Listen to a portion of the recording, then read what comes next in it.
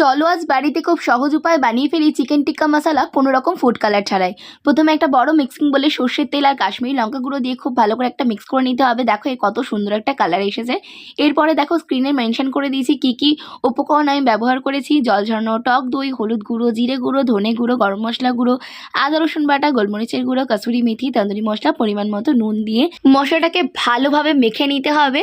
খেয়াল রাখতে হবে মশলাটা যেন পাতলা না হয়ে যায়, একদম গাঢ় থাকুক। দইয়ের মধ্যে যেন কোনো প্রকার জল না থাকে। আমি এখানে 500 গ্রাম চিকেন ব্যবহার করেছি। চিকেনটা দেখেছো কত বড় সাইজের কেটেছি। 2 রকম বেল পেপার, ক্যাপসিকাম, পেঁয়াজ দিয়ে মাংসটা ম্যারিনেট করে মিনিমাম 1 ঘন্টা ফ্রিজে রেখে দিতে হবে। তোমাদের হাতে সময় না থাকলে তোমরা আধ ঘন্টাও ম্যারিনেট করে রেখে দিতে পারবে। তারপর শিকের মধ্যে একটা করে ক্যাপসিকাম, একটা করে মাংস, পেঁয়াজ ঠিক এইভাবে রিপিট করতে হবে। তারপরে দেখো শিকগুলো রেডি করে নিয়েছি। এটা ভালো করে জাল দিয়ে চিকেনগুলো এইভাবে ঘুরিয়ে ঘুরিয়ে বাটার দিয়ে পুড়িয়ে নিতে হবে। তৈরি হয়ে গেল চিকেন টিক্কা মশলা। বাড়িতে অবশ্যই ট্রাই করো আর চ্যানেলটা সাবস্ক্রাইব করে দিও।